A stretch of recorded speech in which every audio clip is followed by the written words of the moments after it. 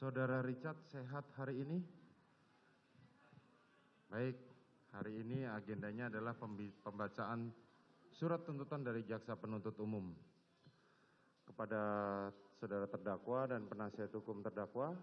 Sebagaimana persidangan sebelumnya, jaksa akan membacakan identitas, tidak membacakan surat dakwaan secara lengkap, hanya pasalnya yang didakwakan, dan langsung menuju pembuktian unsur.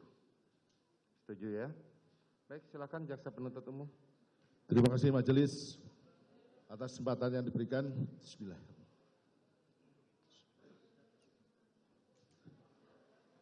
Kejaksaan Negeri Jakarta Selatan, demi keadilan dan kebenaran berdasarkan ketuhanan yang Maha Esa. Surat tuntutan dalam perkara tindak pidana umum atas nama terdakwa Richard Eliezer Budiang Lumiu, nomor register perkara nomor PDM 243-JKTSL-01-2023. Majelis Hakim yang mulia, saudara penasihat hukum yang kami hormati, dan pengunjung sidang yang kami hormati. Dengan memanjatkan puji syukur kehadirat Allah Subhanahu wa taala atas karunia, taufik, hidayah dan ridhonya, sehingga hari ini kita dapat melaksanakan kembali persidangan yang ke-19 perkara yang dikenal dengan peristiwa Duren 3. Dengan tertib, aman, lancar, hingga sampai pada tahap pembacaan tuntutan kepada kami selaku penuntut umum terhadap diri terdakwa. Sebelum kami membacakan surat tuntutan pidana ini, perkenankanlah kami menyampaikan rasa hormat, penghargaan dan ucapan terima kasih yang setulus-tulusnya kepada majelis hakim yang telah memimpin persidangan ini dengan tekun, mulai dari persidangan ini digelar sampai hari ini. Hal tersebut dapat kami rasakan kesungguhan majelis hakim dalam upaya menggali kebenaran material dari perkara ini dengan memberikan kesempatan yang seluas-luasnya, baik kepada jaksa penuntut umum untuk mengungkap fakta-fakta hukum melalui alat bukti di persidangan. Untuk itu, kami penuntut umum hanya dapat mendoakan kiranya Allah Subhanahu wa taala membimbing, menguasai hati dan pikiran majelis hakim dalam mengambil putusan, sehingga putusan yang akan dijatuhkan dalam perkara ini adalah keputusan yang objektif dan seadil-adilnya, apalagi menyangkut pertanggungjawaban hilangnya nyawa manusia yang harus dapat dipertanggungjawabkan kepada Tuhan selaku penciptanya, masyarakat, bangsa, dan negara lewat putusan pengadilan. Demikian juga kami sampaikan ucapan terima kasih kepada tim penasihat hukum yang telah menunjukkan semangat, kesungguhan, ketekunan, dan kegigihannya dalam usaha turut menemukan keadilan, tidak hanya pada terdakwa, tetapi juga kepada masyarakat yang menuntut keadilan atas peristiwa meninggalnya korban Nofriansah Yosua Huta Barat. Ucapan senada kami sampaikan pula kepada saudara panitera pengganti atas partisipasinya dalam menunjang kelancaran proses penyelesaian perkara ini. Adalah suatu kenyataan bahwa di depan persidangan ini terjadi perbedaan persepsi dan argumentasi antara jaksa penuntut umum dengan tim penasihat hukum adalah sebuah dinamika persidangan. Sebagai manifestasi tugas dan tanggung jawab masing-masing dalam menggali dan menemukan mutiara-mutiara kebenaran dan keadilan yang didambakan oleh seluruh rakyat Indonesia yang harus ditegakkan melalui persidangan dalam peradilan ini. Izinkanlah kami mengutip Al-Isra ayat 33, dan janganlah kamu membunuh orang yang diharamkan Allah, kecuali dengan suatu alasan yang benar, dan barang siapa dibunuh secara zalim, maka sungguhnya kami telah memberikan kekuasaan kepada walinya. Tetapi janganlah walinya itu melampaui batas dalam pembunuhan. Sesungguhnya dia adalah orang yang mendapatkan pertolongan. Matius 5 ayat 20, saya ulangi, ayat 21. Kamu telah mendengar yang difirmankan nenek moyang kita, jangan membunuh, yang membunuh harus dihukum. Kepada pengunjung sidang, kami tak lupa menyampaikan penghargaan dan terima kasih yang telah mengikuti persidangan yang terbuka untuk umum dengan tertib, bahkan oleh insan pers telah memberitakan jalannya persidangan secara objektif hingga berjalan dengan baik, lancar, aman, dan terkendali. Kepada para aparat dari instansi terkait yang telah bekerja sama dengan penuh rasa tanggung jawab dalam menjaga keamanan demi kelancaran dan ketertiban jalannya persidangan ini, kami ucapkan terima kasih yang sebesar-besarnya.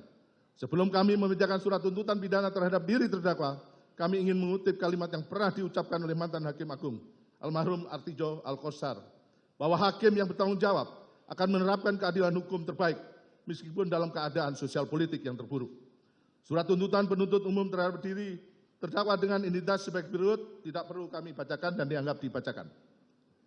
Bahwa terdakwa dakwaan primer melanggar pasal 340 ayat 340 KUHP junto, pasal 55 ayat 1 ke 1 KUHP, subsidiar pasal 338 KUHP junto, pasal 55 ayat 1 ke 1 KUHP. Untuk selanjutnya diteruskan pada rekan kami.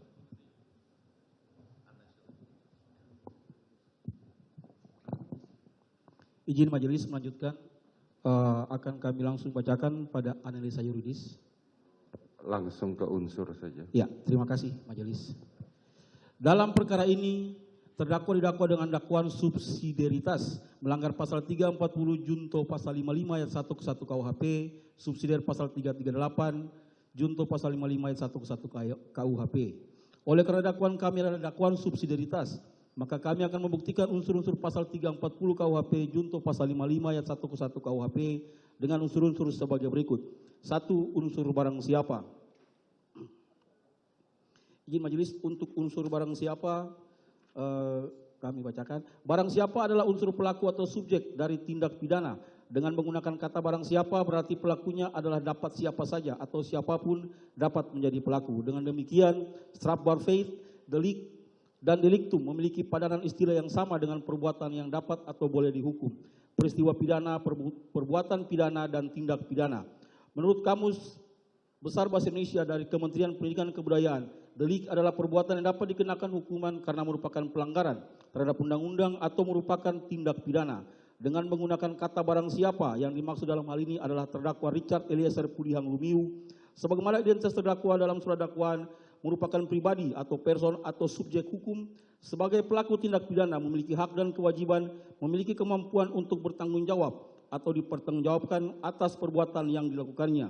Dan terdakwa Richard Eliezer Pudihang Lumiu tidak termasuk golongan orang-orang yang tidak dapat dipertanggungjawabkan atas perbuatannya karena kurang sempurna akalnya atau karena sakit berubah akalnya. Dalam hal ini, terdakwa Richard Eliezer Pudihang Lumiu dalam keadaan sadar dan waras mampu menjawab semua pertanyaan yang diberikan kepadanya dengan baik. Yang dimaksud dengan unsur ini adalah setiap orang atau manusia, baik laki-laki maupun perempuan, yang mempunyai hak dan kewajiban sebagai subjek hukum, tidak cacat mental atau jiwa, tidak terganggu ingatannya, serta tidak tergolong ke dalam kelompok orang yang dalam bertindak atau berbuat diklasifikasikan sebagai alasan pemaaf atau alasan pembenar yang dapat menghapuskan hak penuntutan sebagaimana dimaksud bab 1, kami ulangi, dimaksud buku 1 bab 3 KUHP. Tindak pidana tidak mensyaratkan kualitas tertentu untuk melakukannya, sehingga dapat meliputi siapa saja sepanjang merupakan subjek hukum perseorangan.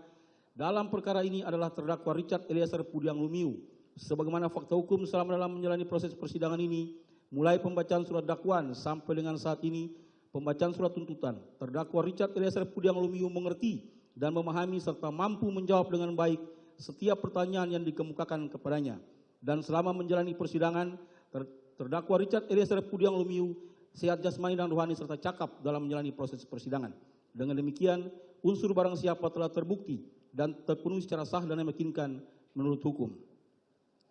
Unsur dengan sengaja.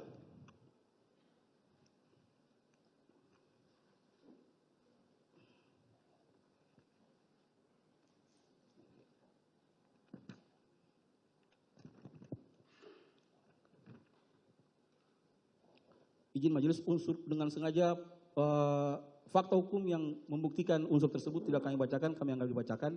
Kami lanjut ke bagian akhir. Kemudian barang bukti yang telah disita di pengadilan negeri tersebut merupakan barang bukti yang digunakan sebagai alat untuk menghilangkan nyawa dan mengakibatkan korban Nofriansah Joshua Huta Barat meninggal dunia.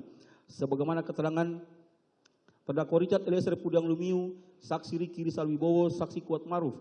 Dengan demikian, perbuatan menghilangkan nyawa korban Nofriansah Joshua Huta Barat dikehendaki oleh saksi Ferdi Sambo agar korban Nofriansah Huta Barat meninggal dunia sebagaimana pendapat Wiryono Projodikoro. Tindak-tindak pidana tertentu di Indonesia, Bandung Aditama 2003 halaman 63, yang menggolongkan bahwa bentuk sengaja insaf akan kepastian dengan penjelasan kesengajaan semacam ini ada apabila si pelaku dengan perbuatannya itu bertujuan untuk mencapai akibat yang akan menjadi dasar dari tindak pidana, kecuali ia tahu benar bahwa akibat itu mengikuti perbuatan itu.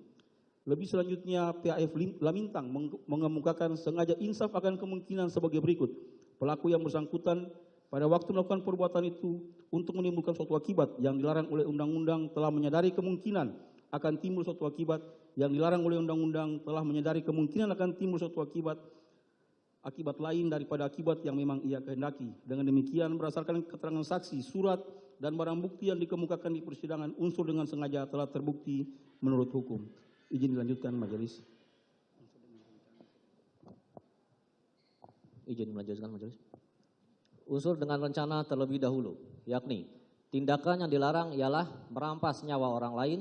Caranya merampas itu tidak disebutkan karenanya segala cara merampas jiwa dicakup oleh pasal 338 KUHP, misalkan memukul, menendang, kemaluan penusuk, menyembelih, menembak, menyetrum dengan aliran listrik, menggantung, mencekik, meracun, menenggelamkan, menjatuhkan diri dari suatu ketinggian, diikat atau dikurung dengan tidak diberi makan sampai mati dan lain sebagainya. Tindakan ini harus merupakan tindakan yang spontan atau setidaknya dapat digolongkan spontan.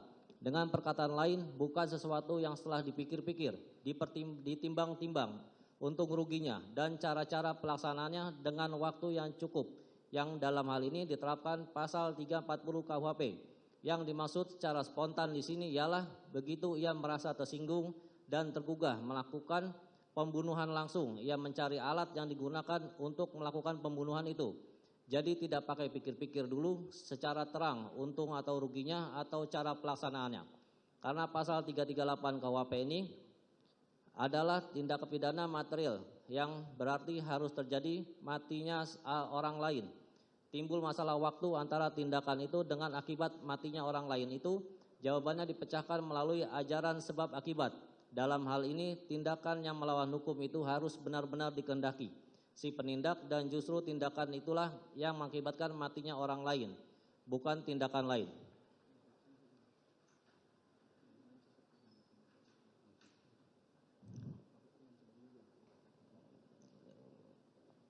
Izin.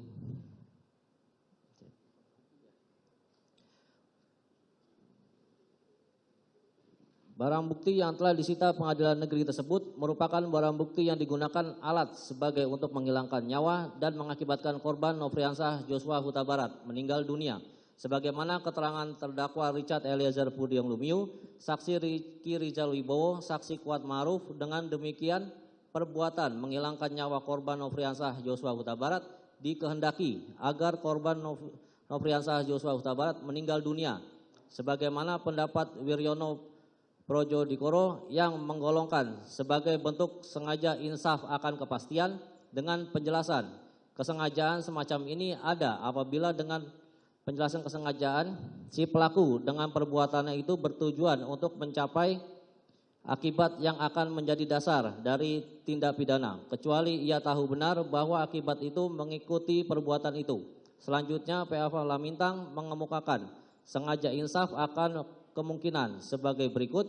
Pelaku yang bersangkutan pada waktu melakukan perbuatan itu untuk menimbulkan suatu akibat yang dilarang oleh undang-undang telah menyadari kemungkinan akan timbul suatu akibat yang dilarang oleh undang-undang telah menyadari kemungkinan akan timbul suatu akibat lain daripada akibat yang memang ia kehendaki.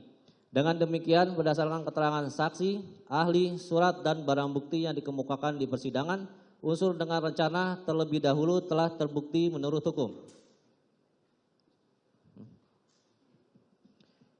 Unsur merampas nyawa orang lain, yakni bahwa setelah kami jaksa penuntut umum menguraikan unsur pasal 338 KUHP, yaitu unsur dengan sengaja dihubungkan dengan unsur fakta hukum yang ada, sekarang kami jaksa penuntut umum akan menguraikan unsur merampas nyawa orang lain terhadap perkara terdakwa Richard Eliezer Pudium Lumiu, sebagaimana pendapat Dr. Andes PAF Lamintang Esa dan Theo Lamintang Esa dalam buku delik-delik khusus kejahatan terhadap nyawa, tubuh, dan kesehatan, bahwa pengertian menghilangkan nyawa orang lain adalah perbuatan pelaku yang menyebabkan orang lain kehilangan nyawanya atau meninggal dunia atau mati.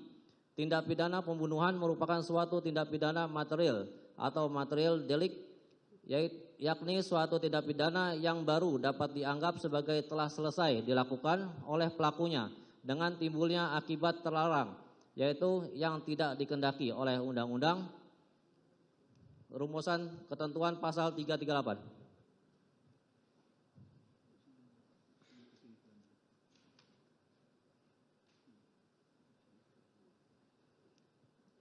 Dilanjutkan. Barang bukti yang telah disita pengadilan negeri tersebut merupakan barang bukti yang digunakan sebagai alat untuk menghilangkan nyawa dan mengakibatkan korban Nofriansah Joshua Huta Barat meninggal dunia sebagaimana keterangan para saksi, terdakwa, ahli.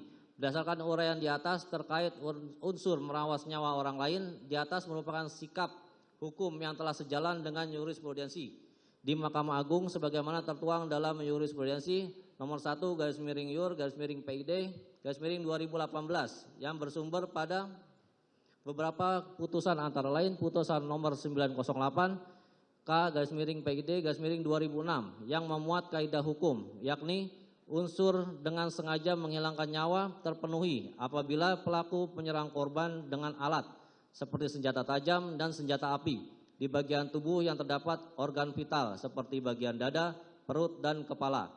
Dengan demikian berdasarkan keterangan saksi, ahli, surat, dan barang bukti yang dikemukakan di persidangan, unsur merampas nyawa orang lain telah terbukti menurut hukum. Unsur mereka yang melakukan, yang menyuruh melakukan, dan yang turut serta melakukan perbuatan, yakni menurut Profesor Dr. Wiono Projodinegoro dalam bukunya yang berjudul Asas-Asas Hukum Pidana Indonesia mengutip pendapat bahwa yang mengemukakan dua syarat bagi adanya turut melakukan tindak pidana yaitu kesatu, kerjasama yang disadari antara turut serta pelaku yang merupakan suatu kehendak bersama di antara mereka. Kedua, mereka harus bersama-sama melaksanakan kehendak itu. Adapun mereka yang turut melakukan perbuatan pidana adalah mereka yang bersama-sama melakukan perbuatan pidana, jadi mereka yang dengan sengaja ikut mengerjakannya. Memberikan keterangan bahwa ada orang lain yang turut serta melakukan perbuatan pidana apabila ia langsung ikut serta dalam pelaksanaan perbuatan. Tetapi janganlah diartikan dalam hal turut serta melakukan itu tiap-tiap peserta harus melakukan perbuatan pelaksanaan. Yang utama adalah dalam pelaksanaan perbuatan pidana itu ada kerjasama yang erat antara mereka itu. Hal inilah yang merupakan hakikat dari turut serta melakukan. Jadi untuk menentukan adanya turut serta melakukan perbuatan itu harus melihat pada perbuatan masing-masing peserta dalam hubungan dan sebagai kesatuan dengan perbuatan peserta-peserta lainnya. Pembentuk undang-undang dalam rumusan perbuatan pidana pada umumnya bertolak dari peristiwa yang paling sederhana, yaitu satu orang pelaku melakukan tindak pidana sehingga dirumuskan barang siapa yang mewujudkan seluruh rumusan tindak pidana, tetapi dalam prakteknya sering perbuatan pidana dalam beberapa perbuatan dapat dilakukan oleh beberapa orang pelaku dengan bekerja sama. Dalam rumusan tindak pidana tersebut, mereka yang bukan pelaku tidak mewujudkan sendiri seluruh isi tindak pidana, tetapi satu atau cara lain dengan memberikan bantuan dalam pelaksanaan. Seperti dalam rumusan terlihat pertanggungjawaban dan dapat dipidananya si pelaku. Bahwa unsur ini adalah bersifat alternatif apabila salah satu elemen dari unsur ini terbukti, maka elemen lainnya tidak perlu dibuktikan lagi. Sehingga unsur ini dianggap terbukti. Bahwa unsur dalam pasal 55 ayat 1 ke 1 KUHP ini dikenal pula dengan unsur secara bersama-sama, di mana perbuatan dilakukan oleh dua orang atau lebih yang masing-masing akan mempunyai kedudukan dan peranan yang sama. Atau mungkin tidak sama, yang penting di antara para pelaku terdapat kerjasama secara sadar dan masing-masing telah melakukan perbuatan pelaksanaan. Di mana pasal ini terdiri dari A. Yang melakukan adalah pelaku sempurna atau penuh, yaitu yang melakukan sesuatu perbuatan yang memenuhi semua unsur yang dirumuskan dalam suatu tindak pidana. B. Perbuatan menyuruh melakukan, terdapat dalam hal seseorang yang mempunyai maksud melakukan suatu tindak pidana atau kejahatan, akan tetapi ia menyuruh orang lain untuk melakukannya. Turut serta melakukan, terdapat dalam hal ada beberapa orang yang bersama-sama atau satu kesatuan melakukan suatu perbuatan yang sedemikian rupa sehingga perbuatan atau tindakan masing-masing secara terlepas hanya menimbulkan sebagian dari pelaksanaan. tindak pidana. Sedangkan dengan rangkaian tindakan atau perbuatan masing-masing orang tersebut, tindak pidana menjadi terlaksana atau tindak pidana itu menjadi sempurna. Seorang pelaku atau peserta tidak perlu memenuhi semua unsur dari suatu tindak pidana. Ahli yang mengelompokkan bentuk penyertaan seperti dimaksud di atas adalah Simon van Hemel. Simon berpendapat bahwa weight clocking dan model plaguing merupakan suatu delmening yang tidak berdiri sendiri, sementara menolak pembagian tersebut. Alasannya tidak perlu dan membingungkan dan tidak mempunyai dasar dalam undang-undang. Penyerta yang berdiri sendiri, tindakan masing-masing peserta di dalam mewujudkan suatu tindak pidana diberi penilaian tersendiri. Sedangkan di dalam penyertaan yang tidak berdiri sendiri dapat tidak seseorang peserta hukum, tergantung pada peranannya di dalam tindak pidana yang telah dilakukan oleh seseorang pelaku, dan tergantung pada kenyataan apakah tindakan yang telah dilakukan oleh pelakunya itu merupakan suatu tindak pidana atau tidak. Selanjutnya, pengertian pelaku menurut pasal 55 ada dua pendapat, yaitu peserta adalah pelaku, kemudian peserta bukan pelaku.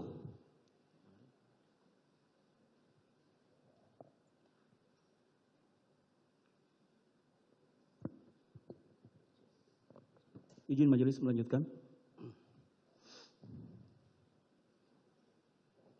Berdasarkan penjelasan yang sudah kami sampaikan di atas, kami berkesimpulan dengan demikian unsur mereka yang melakukan dan menyuruh melakukan dan yang turut serta melakukan perbuatan telah terbukti menurut hukum.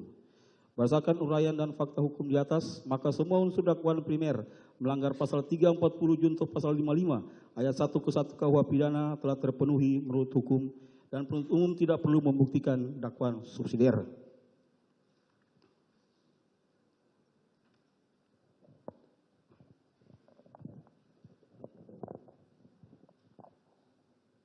Kesimpulan.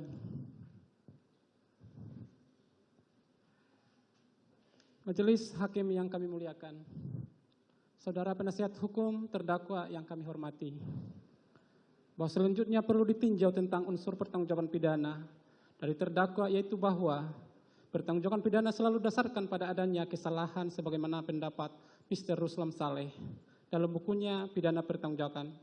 Seseorang tidak dapat dipertanggungjawabkan atau dijatuhi pidana apabila tidak melakukan sesuatu tindak pidana. Akan tetapi, meskipun ia melakukan suatu tindak pidana, tidaklah selalu ia dapat dipidana. Orang yang melakukan perbuatan pidana akan dipidana apabila ia mempunyai kesalahan. Bahwa selanjutnya, Profesor Ruslam Saleh mengambil pendapat Simon bahwa kesalahan adalah keadaan psikis orang yang melakukan perbuatan dan hubungannya dengan perbuatan yang dilakukan yang sedemikian rupa sehingga orang ini dapat dicela karena perbuatannya tadi. Jadi harus diperhatikan keadaan batin dari orang yang melakukan perbuatan tadi, hubungan antara keadaan batin itu dengan perbuatan yang dilakukan sedemikian rupa sehingga orang itu dapat dicela karena perbuatan tadi. Dua hal yang harus diperhatikan inilah terjalin erat satu dengan yang lainnya, merupakan hal yang dinamanya kesalahan. Bahwa menurut memori Van Theoliting, maka kata dengan sengaja dan pasal-pasal KUHP adalah sama dengan willen and weten, dikehendaki dan diketahui. Berdasarkan uraian tersebut di atas dapat disimpulkan bahwa pertanggungjawaban pidana selalu didasarkan pada adanya kesalahan. Kesalahan tersebut menunjuk kepada sikap batin mens rea tertentu dari terdakwa dalam hubungannya dengan perbuatan pidana yang dilakukan sedemikian rupa sehingga terdakwa dapat dicela karena melakukan perbuatan tersebut. Bahwa dalam menilai ada tidaknya kesalahan terdakwa tidaklah digantungkan pada sisi psikologis dari terdakwa sendiri, akan tetapi didasarkan pada bagaimana sikap batin tersermut, tercermin dari perbuatan nyata dan kemudian dinilai oleh pihak lain, terutama oleh majelis hakim yang memeriksa dan mengadili perkara ini. Bahwa oleh karena itu dalam hubungan ini telah terbukti adanya kesengajaan, artinya sikap terdakwa tersebut memang ditunjukkan untuk menghilangkan nyawa orang lain. Bahwa kesalahan terdakwa dapat dibuktikan dari fakta-fakta antara lain sebagai berikut. Bahwa saksi Ricky Rizal Wibowo yang sebelumnya telah mengetahui keinginan saksi Perdi Sambo untuk merampas nyawa almarhum Nopriansa Yosua Huta Barat berdasarkan cerita dari saksi Putri Chandrawati yang belum diketahui kebenarannya, meminta terdakwa Richard Eliezer Pudium Lumiu berdasarkan permintaan dari Perdi Sambo untuk menemui saksi Perdi Sambo yang sudah menunggu di lantai 3 rumah Saguling. Bahwa setelah mendengar perkataan saksi Ricky Rijal Wibowo, terdakwa Richard Eliezer Pudium Lumiu dengan menggunakan lift naik ke lantai 3 rumah Saguling untuk menemui saksi Perdi Sambo, di mana pada saat menemui saksi Perdi Sambo, terdakwa Richard Eliezer Pudium Lumiu menerima penjelasan dari saksi Perdi Sambo perihal cerita sepihak dari Putri Chandrawati yang belum pasti kebenarannya tentang pelecehan terhadap saksi Putri Chandrawati yang dilakukan oleh almarhum Nopriansa Yosua Huta Barat, di mana pada saat disampaikan pada oleh saksi Perdi Sambo kepada terdakwa, saksi Putri Chandrawati ikut terlibat dalam pembicaraan tersebut. Bahwa saksi Perdi Sambo kemudian mengutarakan niat jahatnya untuk merampas nyawa almarhum Yosua Huta Barat kepada terdakwa Richard Eliezer Pudium Lumiu dengan menyampaikan, berani kamu tembak Yosua, dan terdakwa Richard Eliezer Pudium Lumiu menyatakan kesiapannya dengan menyatakan siap komandan. Bahwa saksi Perdi Sambo kemudian menyerahkan 1 kotak peluru 9 mm yang sudah dipersiapkan sebelumnya kepada terdakwa dan untuk menambahkan amunisi pada senjata api merek Glock 17 nomor seri MPY 851 milik terdakwa Richard Eliezer Pudium Lumiu. Bahwa sebagai bagian dari rencana untuk merampas nyawa almarhum Nopriansa Yosua Huta Barat, dan saksi Perdi Sambo menyampaikan kepada terdakwa bahwa peran terdakwa adalah untuk menembak almarhum Nopriansa Yosua Huta Barat, sementara saksi Perdi Sambo berperan untuk menjaga mereka semua dengan skenario telah melecehkan saksi Putri Chandrawati sehingga saksi Putri Chandrawati berteriak, lalu terdakwa mendengar teriakan tersebut, dan pada saat terdakwa Richard Eliezer Pudium Lumiu turun dari lantai 2 rumah Duren 3 nomor 46, terdakwa Richard bertemu dengan almarhum Nopriansa di depan kamar saksi Putri Chandrawati dan menanyakan kepada almarhum Nopriansa Yosua Huta Barat. Namun almarhum Nopriansa Yosua Huta Barat langsung menembak terdakwa sehingga dibalas tembakan oleh terdakwa Richard sehingga mengakibatkan almarhum Nopriansa meninggal dunia, yang mana akan dilaksanakan di rumah Duren 46. 6. Bahwa untuk meminimalisir perlawanan almarhum Nopriansa, maka harus dipastikan bahwa almarhum Nopriansa Huta Barat dalam keadaan tidak bersenjata. Kemudian saksi Perdi Sambo menanyakan senjata milik almarhum Nopriansa kepada terdakwa yang sebelumnya sudah diamankan oleh saksi Ricky Rijal Wibowo, dan dijawab oleh terdakwa ada disimpan di mobil Lexus LM. Kemudian saksi Perdi Sambo meminta terdakwa untuk mengambil senjata milik almarhum Nopriansa, di mana kemudian terdakwa menuju mobil Lexus LM mengambil senjata milik almarhum Nopriansa dan menyerahkan kepada saksi Perdi Sambo.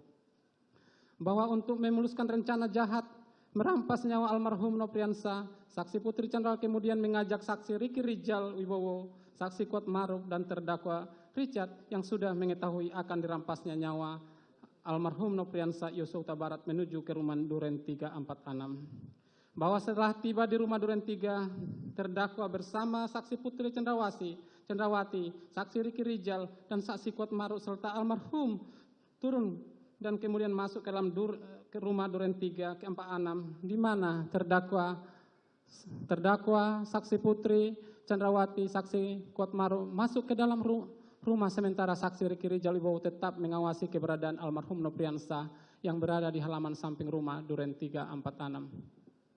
Bahwa tidak lama berselang saksi Perdi Sambo yang sudah berniat jahat untuk merampas nyawa almarhum Nopriansa tiba di rumah Duren 346, langsung masuk ke dalam rumah melalui garasi menuju pintu dapur menuju ruang tengah dan bertemu dengan saksi Kuat Maruf.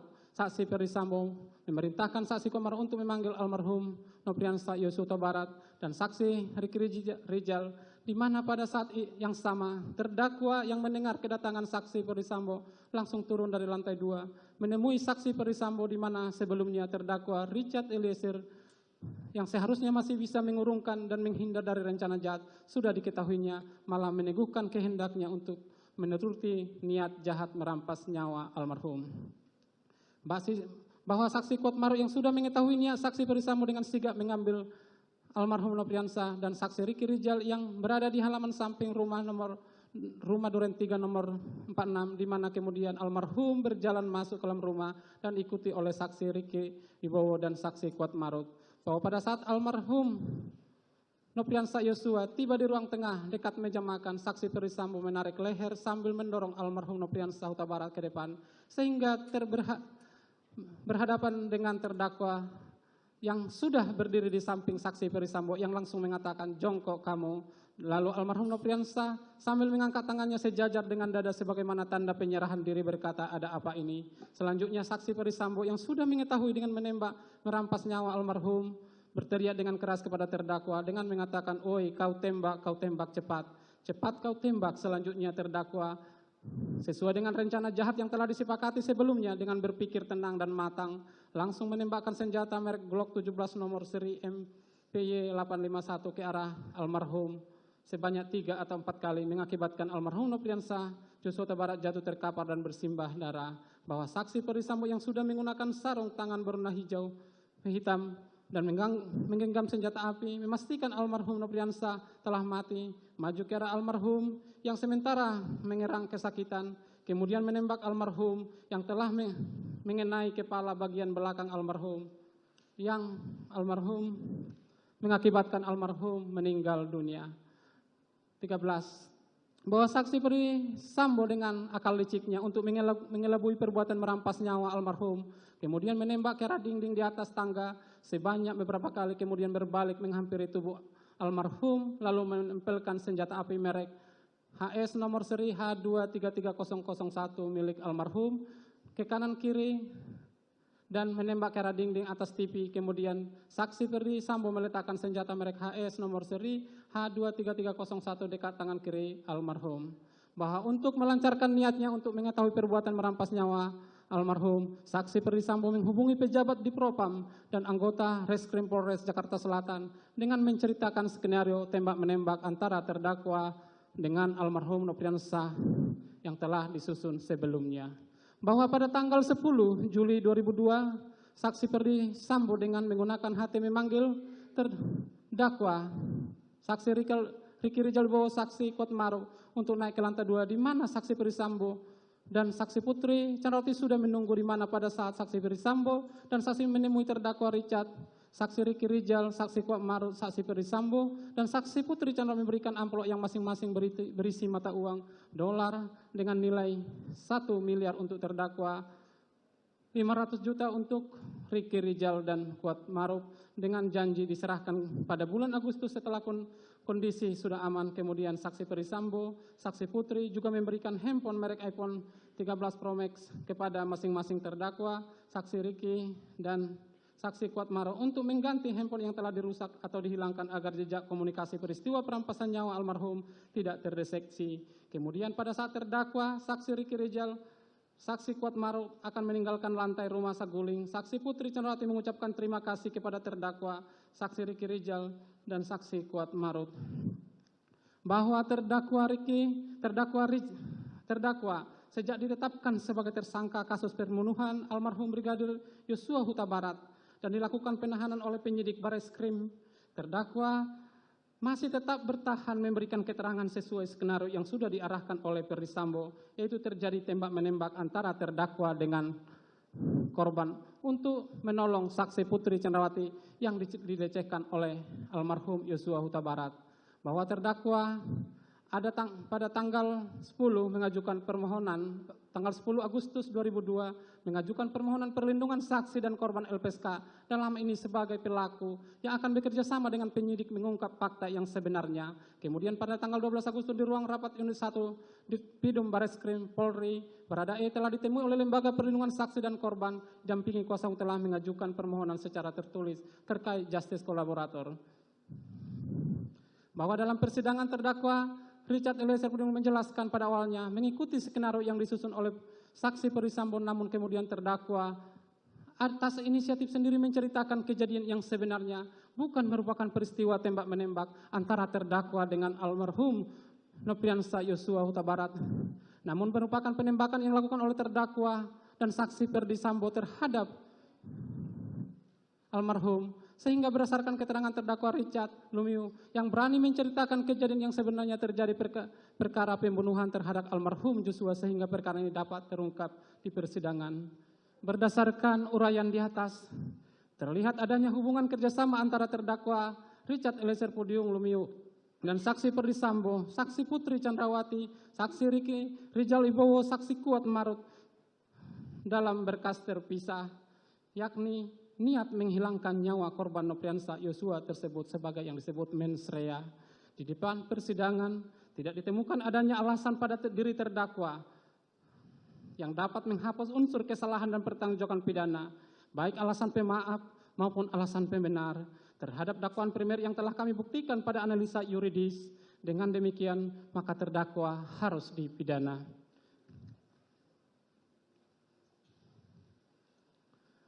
Majelis Hakim yang mulia, saudara penasihat hukum yang kami hormati, sebelum kami sampai kepada tuntutan pidana pada diri terdakwa, perkenalkanlah kami mengemukakan hal-hal yang kami jadikan pertimbangan dalam mengajukan tuntutan pidana, yaitu hal-hal yang memberatkan. Terdakwa merupakan eksekutor yang mengakibatkan hilangnya nyawa korban Nopriansah Yosua Huta Barat. Perbuatan terdakwa telah menimbulkan duka mendalam bagi keluarga korban. Akibat perbuatan terdakwa menimbulkan keresahan, kegaduhan yang meluas di masyarakat. Hal-hal yang meringankan. Terdakwa merupakan saksi pelaku yang bekerja sama untuk membongkar kejahatan ini. Terdakwa belum pernah dihukum, berlaku sopan dan kooperatif di persidangan. Terdakwa menyesali perbuatannya, serta perbuatan terdakwa telah dimaafkan oleh keluarga korban. Berdasarkan uraian tersebut di atas, kami jaksa penuntut umum dalam perkara atas nama terdakwa Richard Eliezer Pudium Lumiu, demi keadilan dan kebenaran, berdasarkan ketuhanan yang Maha Esa, dengan memperhatikan ketentuan undang-undang, menuntut agar Majelis Hakim Pengadilan Negeri Jakarta Selatan yang memeriksa dan mengadili perkara atas nama terdakwa Richard Eliezer Pudium Lumiu memutuskan: 1. Menyatakan terdakwa Richard Eliezer Pudium Lumiu dengan identitas tersebut di atas terbukti secara sah dan meyakinkan melakukan tindak pidana merampas nyawa orang secara bersama-sama sebagaimana diatur dan diancam pidana dalam dakwaan primer melanggar pasal 340 junto pasal 55 ayat 1 ke 1 KUHP pidana. 2. Menjatuhkan pidana terhadap terdakwa Richard Eliezer Pudium Lumiu dengan pidana penjara selama 12 tahun dengan perintah agar terdakwa tetap ditahan, dipotong masa penangkapan.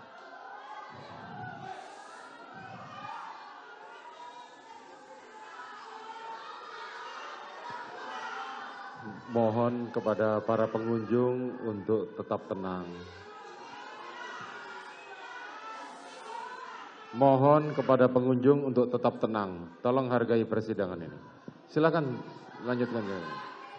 Menyatakan barang bukti berupa berdasarkan surat penetapan Pengadilan Negeri Jambi nomor 636 tanggal 26 Juli 2002 dikembalikan kepada yang berhak, yaitu saksi Pera Mareta Simajuntak.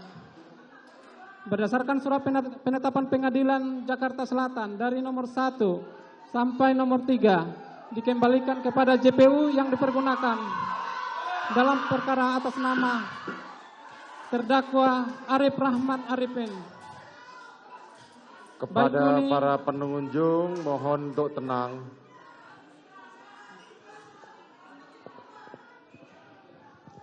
Dilanjutkan, saudara-saudara jaksa penuntut umum.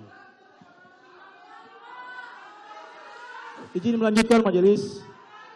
Berdasarkan surat penetapan Pengadilan Negeri Jakarta Selatan nomor 1561 tanggal 10 Agustus 2022, barang bukti berupa angka 1 sampai dengan angka 3 dikembalikan kepada JPU untuk dipergunakan dalam perkara atas nama Arif Rahman, Baikuni Wibowo, Agus Nur Patria, Hendra Kurniawan, Irfan Widianto. Barang bukti. Saudara penuntut umum, tolong kita sidang dinyatakan diskors.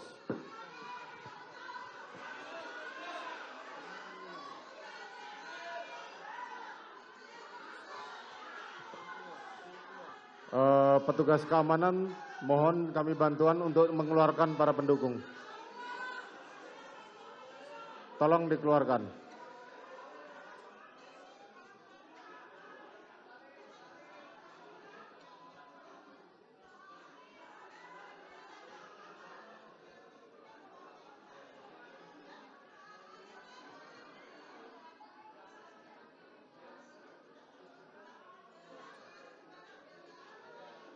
Kepada para pengunjung, apabila tidak bisa tenang, maka kami akan skors dan sidang akan kami tunda.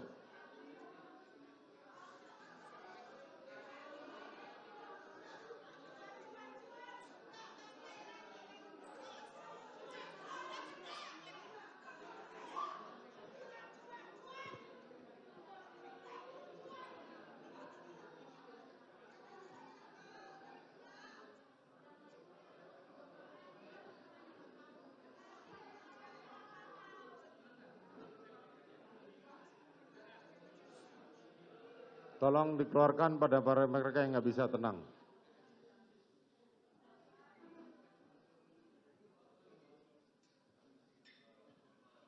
Baik, silakan dilanjutkan. Sidang skors kami cabut, sidang dinyatakan dibuka dan terbuka untuk umum. Terima kasih majelis. Untuk daftar barang bukti selanjutnya, kami mohon kepada majelis untuk dianggap dibacakan.